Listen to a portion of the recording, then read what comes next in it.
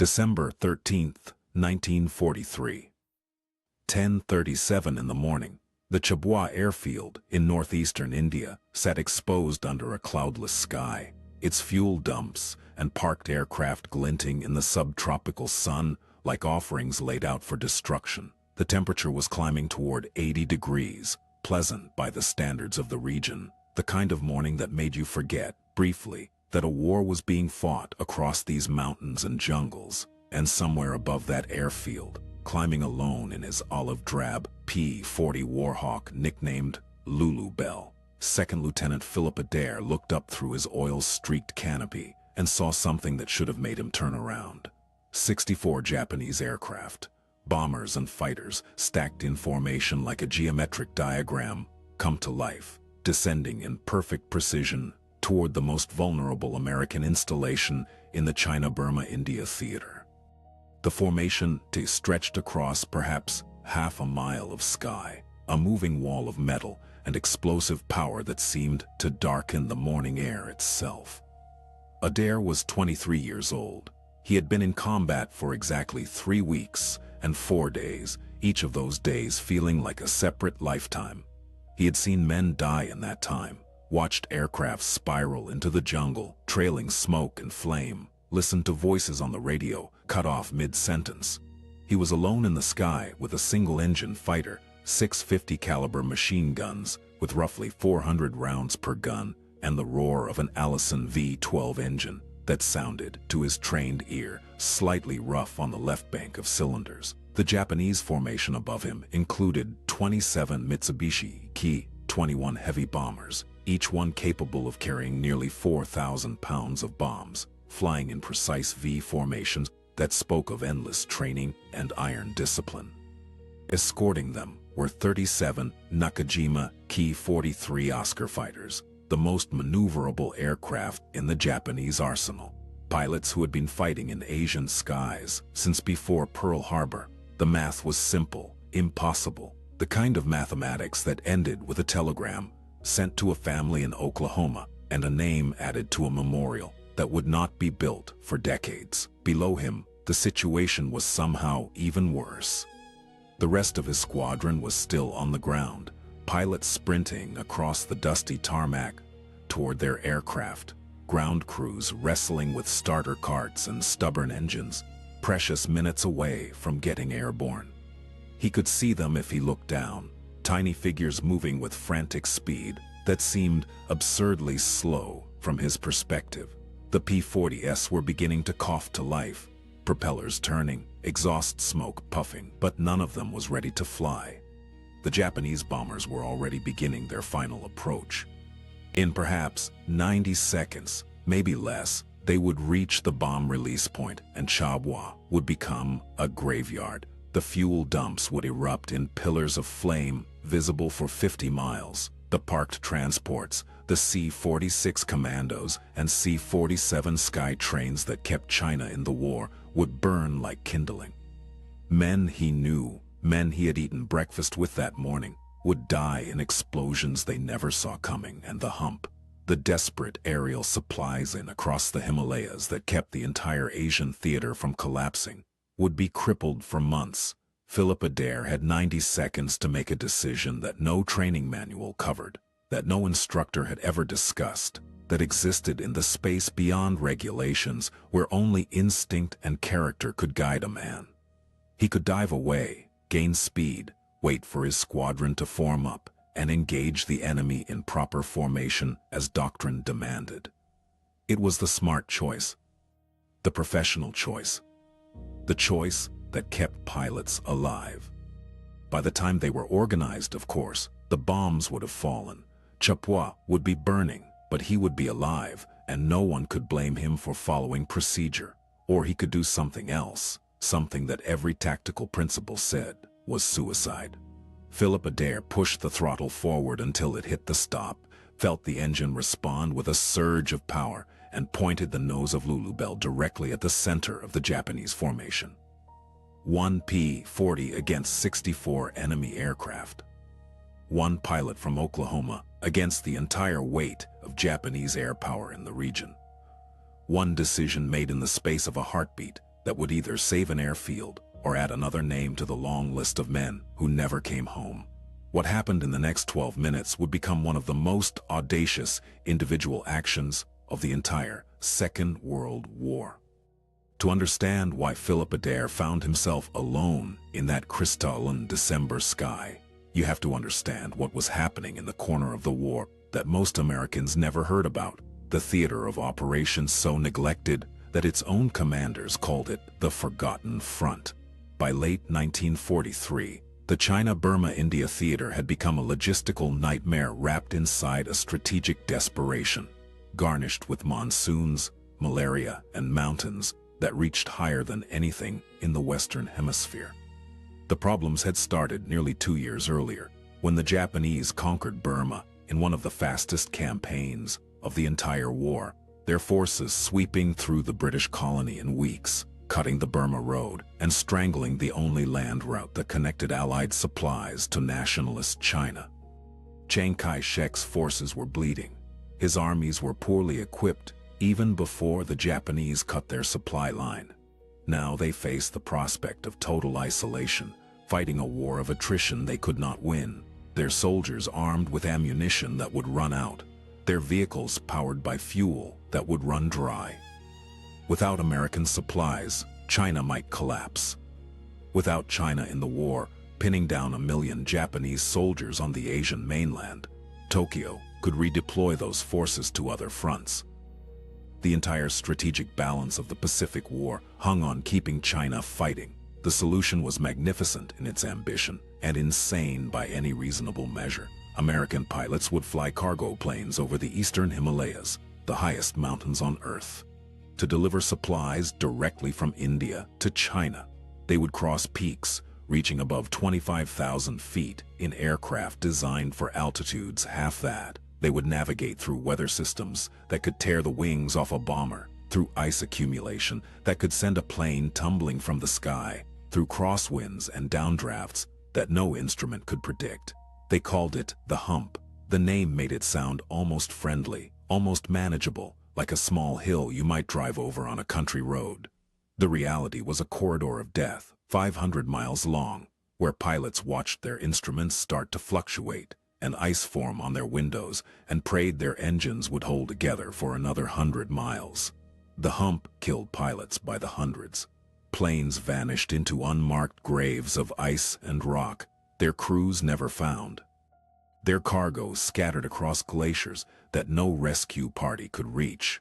But the supplies kept flowing, just barely, ton by barely adequate ton, enough to keep China in the war, to keep the Japanese occupied, to maintain the desperate holding action until conditions changed. Chabua was one of the airfields that made the hump possible. Located in the Brahmaputra Valley of Assam, in the northeastern corner of India, it sat in a broad alluvial plain, surrounded by tea plantations and jungle, the Himalayan foothills rising blue and distant to the north. The runway was steel matting laid over packed earth, the buildings a mixture of permanent structures and hastily constructed facilities that seemed to expand every week as more men and equipment arrived. On the morning of December 13th, the dispersal areas around Chabua's runway held more than 36 transport aircraft, C-46 Commandos, and C-47 Skytrains waiting for their next flight across the hump. In the fuel dumps scattered around the airfield perimeter sat hundreds of thousands of gallons of aviation gasoline, enough to power the aerial supply line for weeks. Maintenance shops held spare parts that had traveled halfway around the world to reach this forgotten corner of the war. The accumulated treasure of the American logistics system sat there under the open sky, essential and utterly vulnerable. The Japanese knew exactly what Chabua was worth.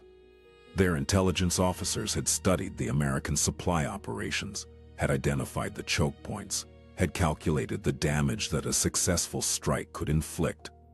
For months, they had been building strength, massing bombers and fighters at their forward bases in central Burma, waiting for the right conditions, the right weather, the right moment to strike.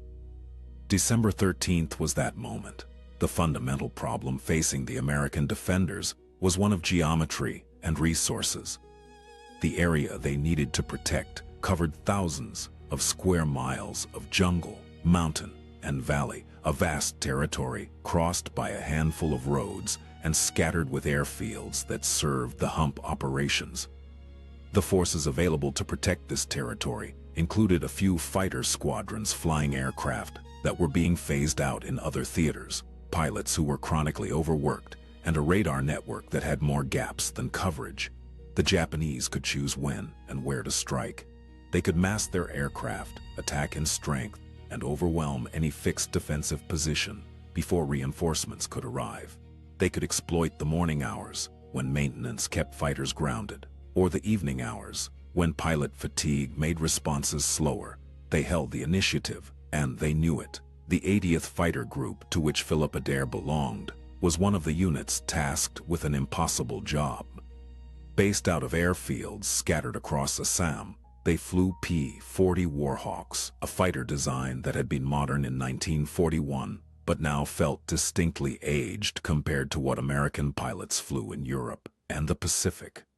The P-40 was tough, reliable in the way that a workhorse is reliable, capable of absorbing damage that would have destroyed flimsier aircraft.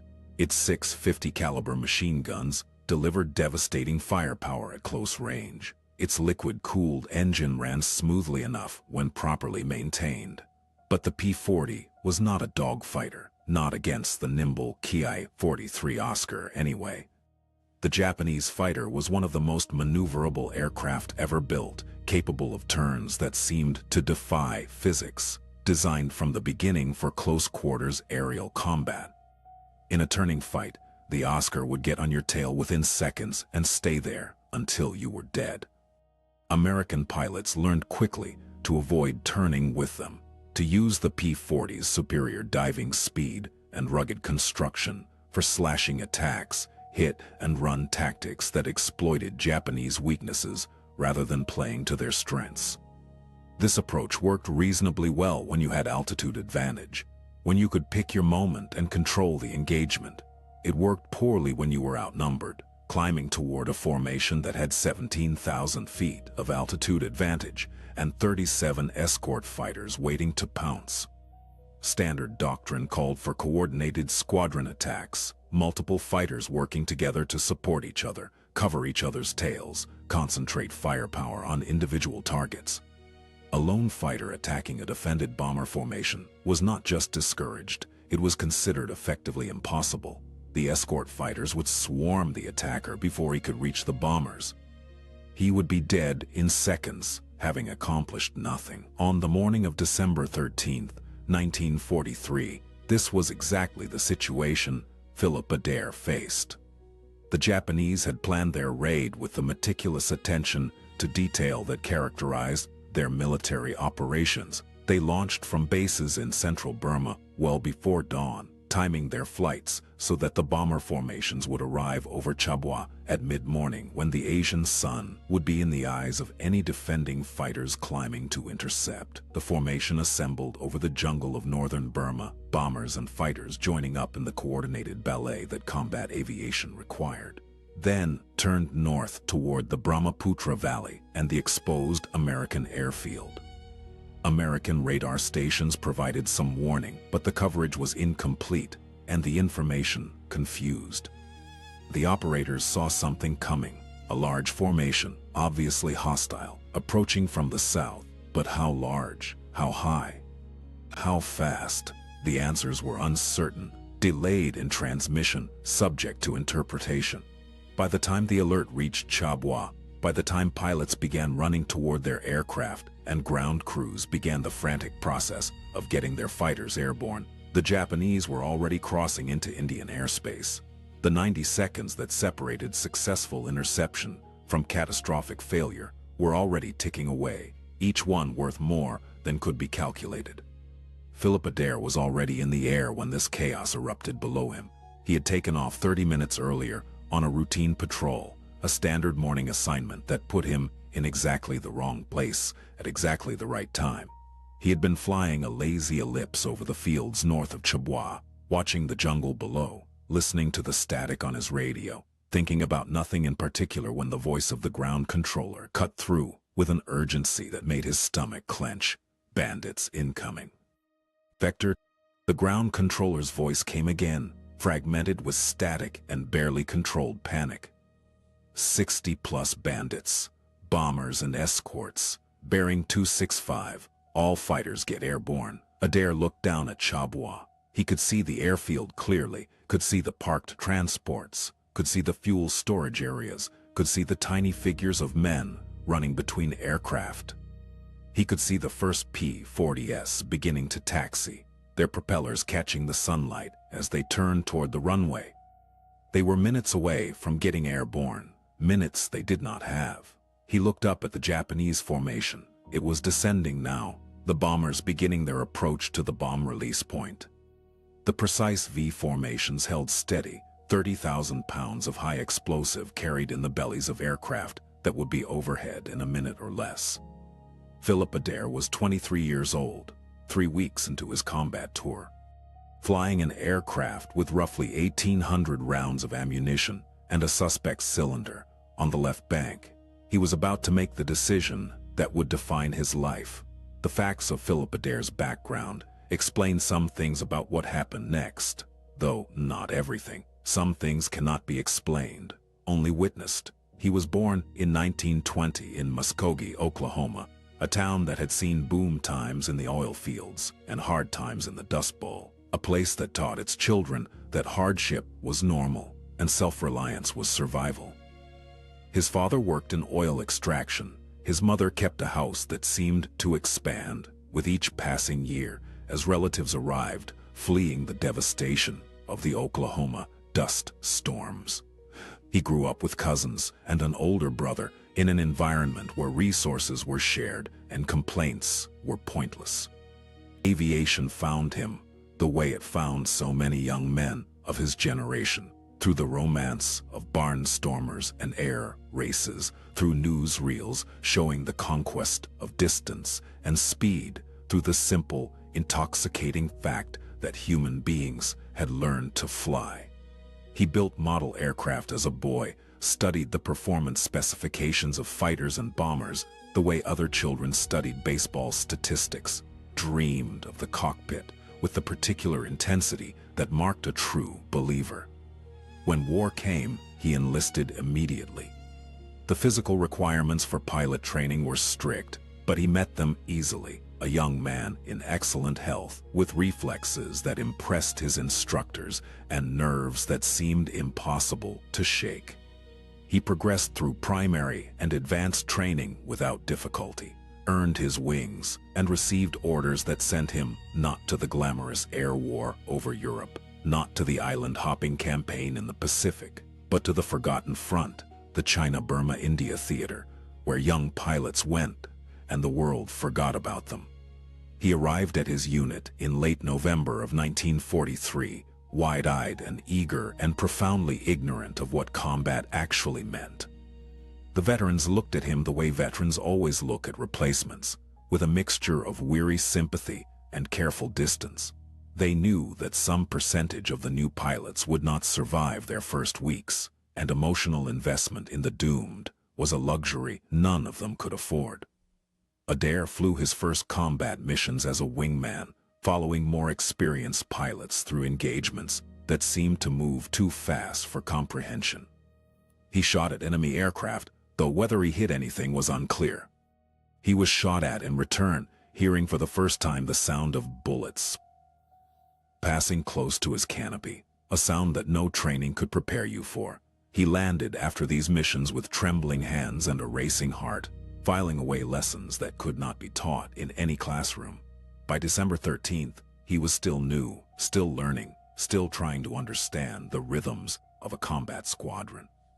But he was no longer completely green. He knew his aircraft. He knew how it handled in a dive, knew how much the engine could take, knew the sounds that meant trouble and the fixes that could keep you flying. He had absorbed enough to be dangerous, if not enough to be truly confident. None of this, however, explained what happened next. Other pilots had similar backgrounds, similar training, similar exposure to combat. They would not have done what Philip Adair did. Something else was at work, something that resided in the particular configuration of that particular man, on that particular morning, facing a situation that demanded the impossible. The calculation, if it could be called that, took place in a space between heartbeats. He saw the bombers. He saw Chabua. He saw the squadron still on the ground. He understood with perfect clarity that following doctrine would mean following doctrine while the fuel dumps burned and the transports exploded and the men he knew became casualties in a war that seemed to have no end. And he understood something else, something that might have been instinct or might have been the peculiar wisdom of a young man who had not yet learned to value his own life above all other considerations. If he attacked now, alone, impossible, suicidal, he might disrupt the formation. He might buy time.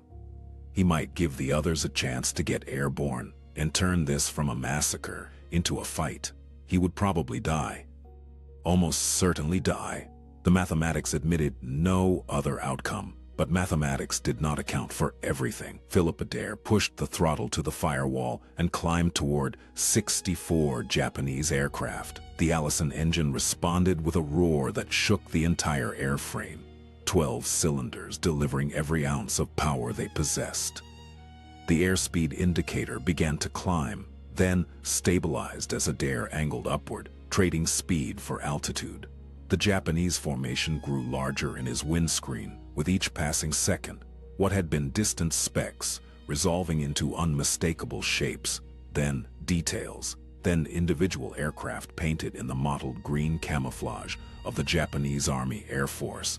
His only advantage, if it could be called that, was surprise. No sane pilot would do what he was doing. The Japanese formation commander, scanning the sky for threats, would not be looking for a single P-40 climbing into the teeth of 37 escort fighters. The very audacity of the attack was a form of camouflage, one that would work exactly once, for exactly as long as it took the enemy to understand what was happening. Adair aimed for the lead bomber, a Ki-21, flying at the apex of the forward formation. In formation attacks, the lead aircraft set everything, the pace, the angle, the timing, kill the lead bomber, or even force it to evade, and the entire formation would lose cohesion at exactly the moment when precision mattered most. The bombs would fall, scattered instead of concentrated. The damage would be reduced from catastrophic to survivable. The range closed with terrible speed, 1,000 yards. The Japanese bombers seemed to fill his entire windscreen now, enormous twin-engine machines carrying their deadly payloads with mechanical indifference. 800 yards. He could see details now, the glass-enclosed nose sections where bombardiers crouched over their sights, the dorsal turrets with their defensive machine guns, the geometric precision of wings and engines and fuselages arranged in formation. 600 yards. The escort fighters had seen him. He could see them peeling away from their protective positions, turning to intercept, diving toward this single impudent American who had somehow appeared in their midst.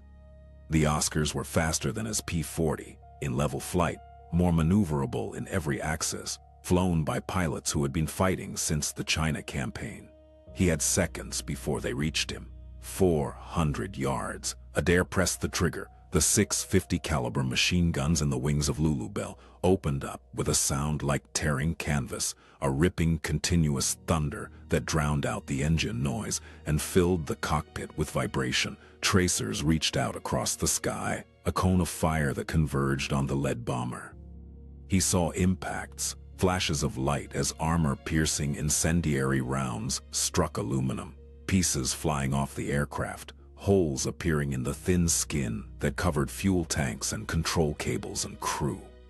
Smoke began to trail from the lead bomber's left engine. More hits, more damage. The aircraft began to drop out of formation, its pilot fighting for control as systems failed and flames licked at the cowling. Behind it, the other bombers in the forward V were already beginning to break formation, maneuvering to avoid collision with their stricken leader. The mathematical precision of the bomb run dissolving into chaos. But Adair had no time to watch.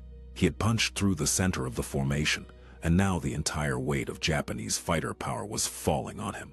Oscar fighters dove from every direction, their guns flickering, tracers crossing the sky in deadly patterns that bracketed his aircraft.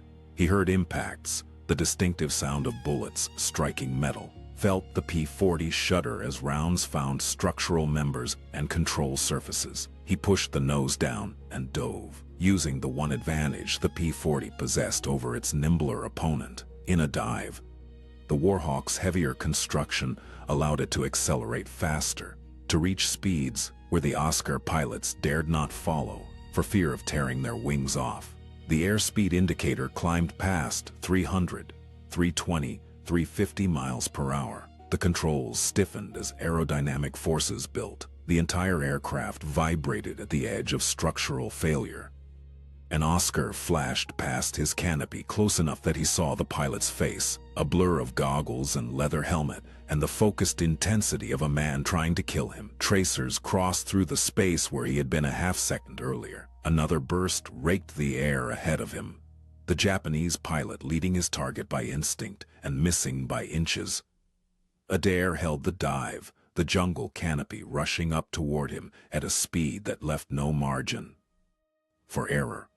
At the last possible moment, he pulled back on the stick, felt the G-forces slam him into his seat, felt his vision narrow as blood drained from his brain, felt the aircraft groan in protest as he demanded more than any designer had intended.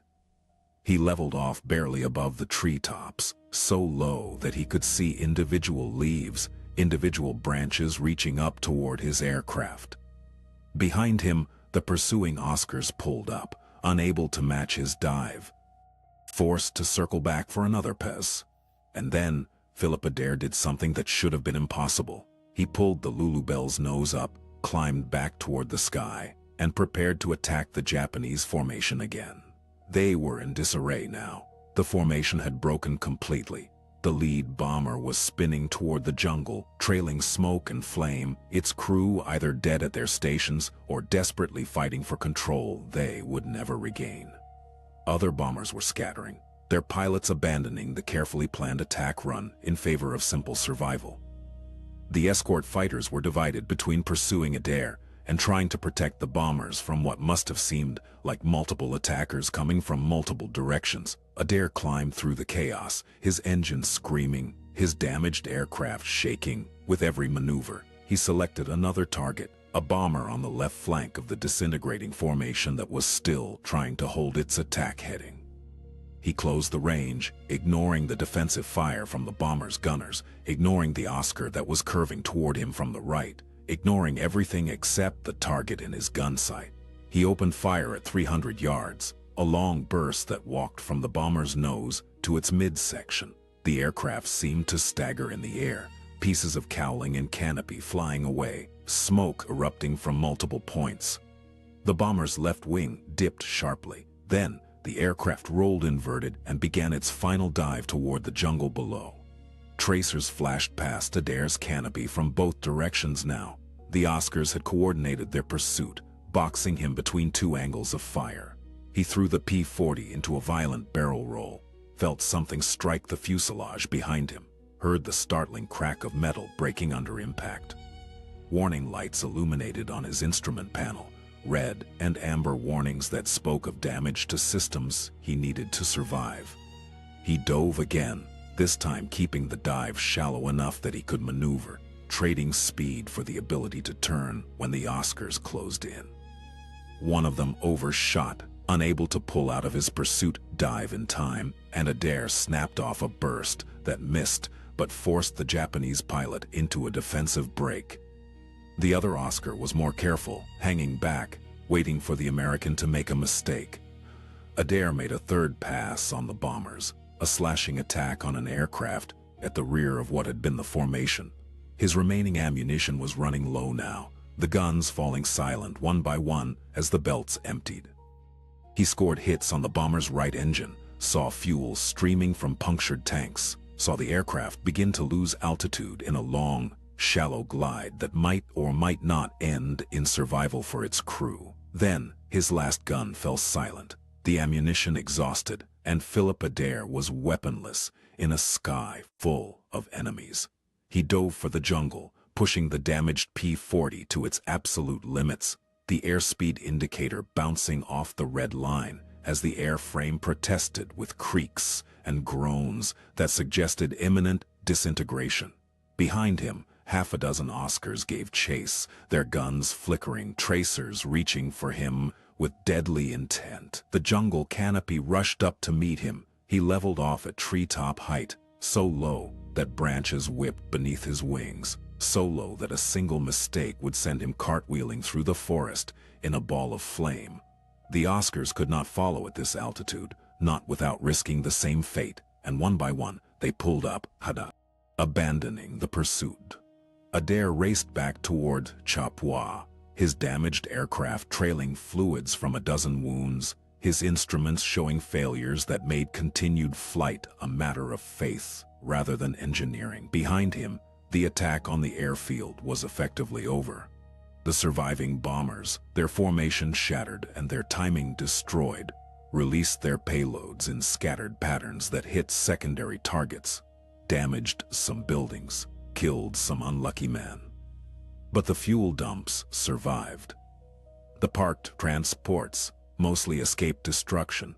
The precision strike that was supposed to cripple the hump for months had become a disorganized failure, and rising from Chabua's runway, climbing hard into the December sky, the rest of Adair's squadron was finally getting airborne. The air battle that followed lasted perhaps 20 minutes.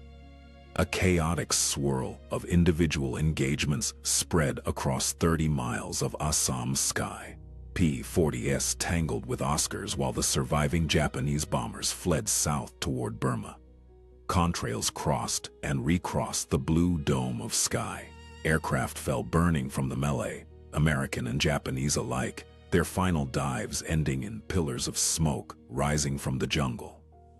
Philip Adair landed Lulu Bell at Chabua in something that barely qualified as a controlled approach. His rudder was damaged from a burst that had torn through his tail section. His hydraulics were failing, fluid leaking from punctured lines. One of his main gear tires had been shredded by shrapnel, and when he touched down, the aircraft slewed violently to one side, sliding off the runway onto the grass beside the active taxiway. Ground crew surrounded the aircraft before he had finished shutting down the engine. They stared at the damage, at the dozens of bullet holes that stitched across the fuselage and wings, at the torn control surfaces and ruptured fuel tanks. Later, the maintenance chief would count more than 70 individual hits on the airframe, any one of which could have killed the pilot or brought down the aircraft if it had struck a few inches differently. Adair climbed out of the cockpit on legs that refused to stop shaking. The adrenaline was fading now, leaving behind a hollow exhaustion that made the sunlight seem distant and sounds seem muffled. Men were talking to him, asking questions, slapping his back, but he could not process any of it. He stood on the battered wing of his aircraft and looked at the sky where the last traces of the air battle were fading, contrails dissipating.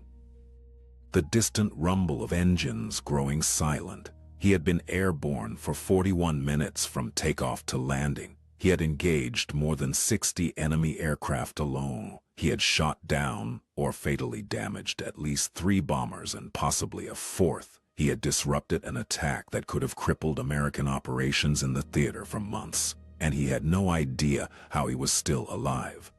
In the hours after the battle, as maintenance crews cataloged the damage and intelligence officers conducted their interviews, the full scope of the engagement became clear. The Japanese had committed 67 aircraft to attack Chabua, the largest strike force they had assembled against an American installation in the entire China-Burma-India theater. The force included 27 Ki-21 heavy bombers, each capable of carrying 3,800 pounds of ordnance, and 40 Ki-43 Oscar fighters, drawn from 2 experienced combat groups. The planning had been meticulous, the timing had been precise, every detail had been calculated to ensure maximum destruction. Instead, the attack became a disaster for the Japanese. Final tallies confirmed 11 Japanese aircraft destroyed, with at least 6 more damaged severely enough that some likely did not survive the 300-mile return flight to their bases in Burma. 7 bombers had been shot down or crash-landed in the jungle. 4 fighters had fallen to American guns. The crews of those aircraft, more than 60 Japanese airmen, were dead, captured, or wandering lost in terrain that showed no mercy to survivors. American losses, by contrast, were comparatively light. 2 P-40s had been shot down, their pilots killed. 6 more fighters had taken damage ranging from minor to severe, including Adair's Lulu Bell, which would never fly again. On the ground, the scattered Japanese bombs had killed 8 men, wounded 23 more, and destroyed 2 transport aircraft that happened to be in the wrong place. But the critical infrastructure had survived. The fuel dumps that stored aviation gasoline for the entire hump operation remained intact, their hundreds of thousands of gallons ready to power the transport flights that kept China in the war. The maintenance facilities that kept the transports flying had escaped serious damage. The runway needed repairs but remained operational. Within 48 hours, Chabua was functioning at full capacity, as if the attack had never happened. The Japanese would not attempt a strike of comparable size against the hump bases for the remainder of the war. The immediate aftermath of the battle made Philip Adair a reluctant celebrity within the theater. The story of his solo attack spread through the command structure within hours, passed from operations to group headquarters to theater command, gathering embellishment at each step. By evening, the tale had taken on the proportions of legend, a single P-40 against the entire Japanese Air Force, a farm boy from Oklahoma holding the line until reinforcements could arrive. Adair found the attention uncomfortable. In the interviews he gave to intelligence officers and unit historians, he spoke in flat, factual tones that seemed at odds with the magnitude of what he had done. He had seen the bombers. He had understood what would happen if they completed their attack run. He had not believed there was time to wait for the squadron. So he had attacked. The decision seemed, in his telling, almost inevitable, the only possible response to the situation he faced. This modesty was not false humility, but genuine incomprehension. Adair did not experience his actions as heroic in the moment of execution. He experienced them as necessary, as the only available response to circumstances that denied any other option. The drama that others saw in his choices was invisible to him, obscured by the immediacy of doing what had to be done. Military psychology would later develop frameworks for understanding such experiences. The distortion of time perception under stress, the narrowing of attention to immediate threats, the automatic execution of trained responses without conscious deliberation. Warriors since the beginning of recorded history had described similar phenomena. The battle trance where fear disappeared and action flowed without thought. But frameworks do not capture everything. The fact remained that other pilots, facing similar circumstances, had made different choices. Something in Philip Adair's character, his history, his psychology, had predisposed him to attack rather than retreat. That something was not created in the moment, but revealed by it. A capacity that had been present all along, waiting for the situation that would call it forth. He received the Distinguished Service Cross, the second highest decoration the Army could bestow for extraordinary heroism in combat. The citation, written in the formal language of military recognition, described his actions in precise terms: single-handedly engaged an overwhelming enemy force, disrupted a major attack, demonstrated exceptional valor in the face of impossible odds. The words captured the facts but not the experience. The dry summary of what could never be adequately summarized. Higher honors might have been appropriate, but the CBI theater was not a place where medals were distributed generously. Resources that went to recognition were resources that did not go to operations. And operations always won the argument. The Distinguished Service Cross was significant enough, a mark of recognition that would follow Adair for the rest of his military service. More meaningful, perhaps, was the recognition from the men who who understood what Chabua meant. The hump pilots, the cargo crews who flew their unarmed transports across the roof of the world, knew that somebody had fought for them on that December morning.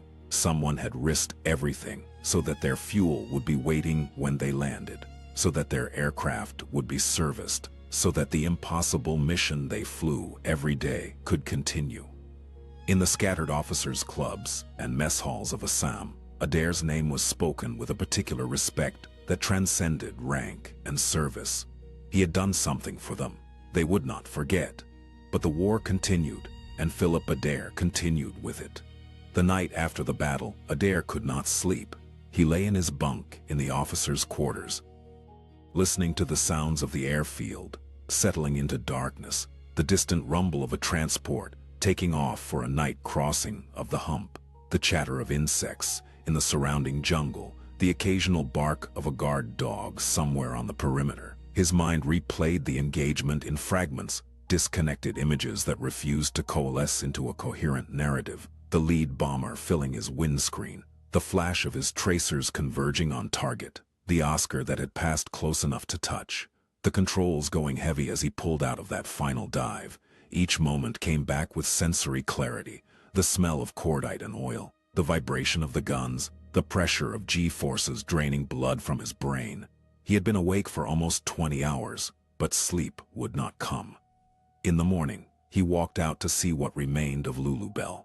The ground crew had towed her to the maintenance area, where she sat among other damaged aircraft, awaiting assessment. In daylight, the damage looked worse than he remembered. The maintenance chief walked him around the aircraft, pointing out the holes, the severed control cables visible through torn aluminum skin, the puddles of hydraulic fluid that had leaked from punctured lines. One bullet had passed through the armor plate behind his seat, angling upward through the space where his head should have been. He had been leaning forward at the moment of impact, reaching for a control, a motion that saved his life by inches he would never be able to measure. The chief looked at him with an expression that combined professional assessment with something deeper, a recognition of the thin line between survival and death that defined their shared experience. "You were lucky," he said finally. "Don't count on being this lucky twice." Adair nodded. He knew the mathematics of survival. Every mission was a roll of dice that eventually came up against you. The only question was when and whether you accomplished anything worth the cost. The months following the Chabua raid were filled with the grinding routine of combat operations in a theater that never stopped demanding sacrifice. The hump flights continued their deadly rhythm, aircraft vanishing into storms and ice and mechanical failure, crews dying in crashes that left no witnesses and bodies that would not be found for decades. Ground forces fought through jungles that seemed designed to kill, across rivers that flooded without warning, through terrain where every mile of advance cost blood. One image stayed with Adair from those weeks. A cargo plane, a C-46 Commando, loaded with ammunition and medical supplies, disappearing into a wall of cloud over the first ridgeline of the Himalayas. He had escorted it to the edge of his fuel range, watched the pilots wave from their cockpit, then turned back while they continued into the gray void that swallowed so many and returned so few. That particular aircraft made it through, he learned later, but others did not. The aluminum graveyard that littered the high passes grew larger with every month, monuments to men who died fighting weather and mountains rather than enemy guns. Adair flew escort missions for the transport aircraft, shepherding the lumbering C-46 and C-47s to the edge of the Himalayas before turning back, unable to follow them across the hump in a fighter with limited range.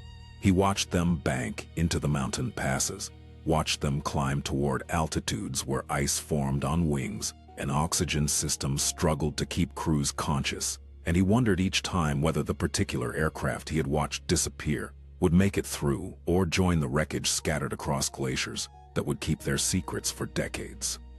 He flew ground attack missions in support of Allied operations, diving on Japanese positions with bombs and machine guns, watching the explosions bloom in the jungle below, without knowing whether they had accomplished anything. The targets were often invisible until the moment of attack, camouflaged positions that revealed themselves only through muzzle flashes or the movement of men scrambling for cover.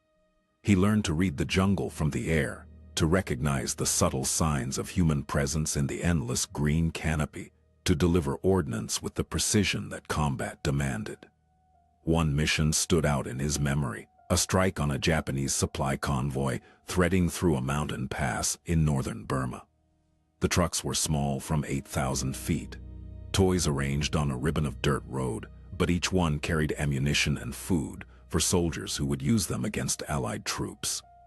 He dove through scattered anti-aircraft fire, felt the familiar punch of flak bursts near his aircraft, released his bombs at the critical moment, and pulled up hard as the explosions walked through the convoy below. When he circled back to assess the damage, smoke rose from 3 burning vehicles, and the road was blocked by wreckage. It was a small victory, a footnote in a campaign of small victories that gradually wore down the Japanese capacity to hold their empire. But it mattered to the men on the ground, who would face fewer bullets because of what he had done. He engaged enemy aircraft in smaller battles that lacked the drama of December 13th, but carried the same daily risk of violent death. A dogfight over the jungle that lasted perhaps 30 seconds, 2 aircraft twisting through the sky until one gained advantage and the other fell burning into the trees. An interception of a Japanese reconnaissance plane that ended with the observer dead and the pilot limping back toward Burma with an engine trailing smoke. Each engagement added to his experience, taught him something about the art of aerial combat that could not be learned in any classroom. The Japanese pilots he faced were skilled and courageous, men who had been fighting in Asian skies since before most Americans knew where Pearl Harbor was. They flew with precision and aggression, their tactics refined by years of combat experience. But they were also dying faster than Japan could replace them, the best pilots falling one by one to the growing swarm of American aircraft and the relentless attrition of a war their nation could not sustain. The P-40s aged and were gradually replaced by newer aircraft, P-47 Thunderbolts, and eventually P-51 Mustangs that outclassed anything the Japanese could field. The tide of war turned inexorably against Tokyo, their supply lines stretching thinner, their experienced pilots dying faster than they could be replaced, their empire beginning the long contraction that would end in unconditional surrender. Adair survived it all. He finished his combat tour, accumulated enough missions to earn rotation home, and left India for the United States in early 1945. The war ended while he was stateside, the atomic flames over Hiroshima and Nagasaki finally breaking the Japanese will to continue. The celebration he witnessed from American soil felt strangely disconnected from the war he had experienced. The parades and fireworks belonging to a conflict that seemed different from the one he had fought in the forgotten skies of Burma. He considered staying in the military, considered making a career of the service that had defined his young manhood, but ultimately chose a different path. He returned to Oklahoma, married a woman he had known before the war, started a family that would eventually include children and grandchildren who would know him as a quiet, reliable presence rather than the young pilot who had attacked 64 enemy aircraft alone. The extraordinary folded into the ordinary, as it does for all survivors. The memories remained, surfacing sometimes in dreams or in the particular quality of a December morning, but they no longer dominated his life. He worked, attended church, participated in his community, did the things that quiet men do in peacetime while carrying the weight of experiences that most people could not imagine. He spoke little of the war to those who had not been there. This was common among his generation, not because they were ashamed or traumatized in the clinical sense, but because the gap between experience and understanding was simply too wide to bridge with words. How do you explain what it felt like to see 64 enemy aircraft and decide to attack? How do you convey the texture of fear and determination that filled those moments? The people who had not been there listened politely and nodded, but they could not truly comprehend. And Adair learned to accept that incomprehension as the price of peace. Among the veterans who had shared those skies, communication was different. A glance across a reunion table, a raised glass in a dimly lit bar, a moment of shared silence at a memorial service. They knew. They had faced their own versions of impossible odds, made their own versions of impossible choices, and survived to carry the knowledge into an ordinary future. What the story of Philip Adair reveals, in the end, is something that statistics and strategy cannot capture: the irreducible importance of individual choice in the machinery of war. Nations plan conflicts with logistics and demographics, with production schedules and casualty projections. They calculate the balance of forces, the rates of attrition, the probabilities of victory. These calculations are necessary and often accurate, but they cannot account for the moments when everything depends on what one person does in the next 90 seconds. Adair's decision protected Chabua. Chabua's fuel powered the hump transports. The hump transports kept China in the war. China's continued resistance tied down the million Japanese soldiers who might otherwise have fought elsewhere. The threads of causation spiral outward from that single choice, that single morning, touching the fates of nations in ways that can never be fully traced. This is not to claim that Adair personally won the war or that his action was uniquely decisive. It was not. The war would have been won eventually, with or without Chabua, with or without Philip Adair. But it would have been won differently, at different costs, with different men living and dying. The counterfactual history, where Adair made a different choice, is a history where other threads unraveled in other ways. The point is not that one man mattered more than others, but that in every complex system, there are moments when individual decisions carry disproportionate weight. The pilot who holds formation under fire, the commander who commits reserves at the crucial moment, the engineer who solves a problem that had stymied everyone else. These individuals are not more valuable than the thousands who serve in supporting roles, but they occupy positions where their choices ripple outward with unusual force. Identifying such moments in advance is impossible. Preparing for them is the best that training and organization can do. Create conditions where people who face such moments are equipped to make the right choice. Sometimes it works, sometimes it does not. The ultimate responsibility falls on the individual, alone with the decision, carrying weights that no training can fully prepare them for. Philip Adair was prepared. When the moment came, he chose correctly. That choice, and the skill and luck that allowed him to survive it, preserved something valuable at a cost that could have been much higher. There is no formula for such preparation. Military organizations have tried for centuries to identify the traits that distinguish the soldier who advances from the one who retreats, the pilot who attacks from the one who flies away.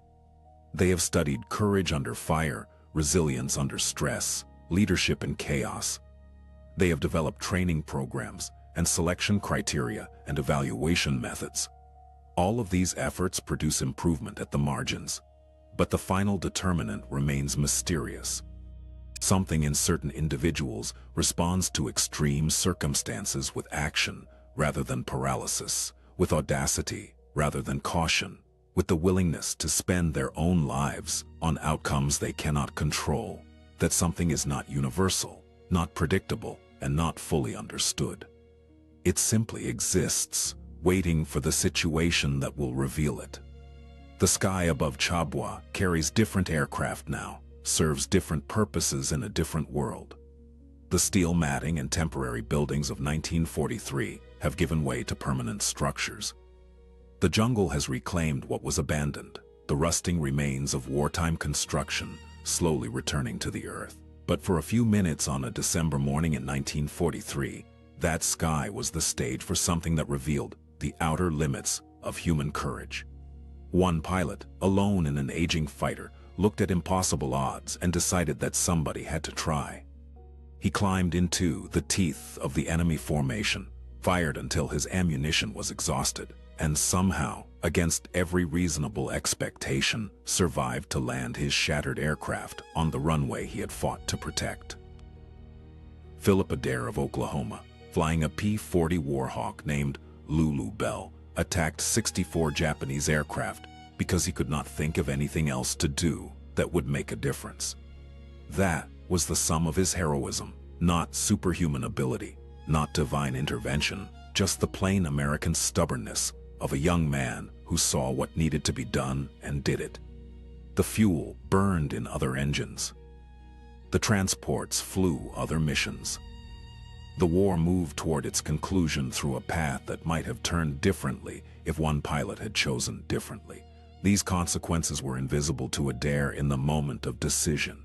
He acted without knowledge of outcomes, without certainty of success, without any guarantee that his sacrifice would accomplish anything. That willingness to act without guarantees is perhaps the essence of courage.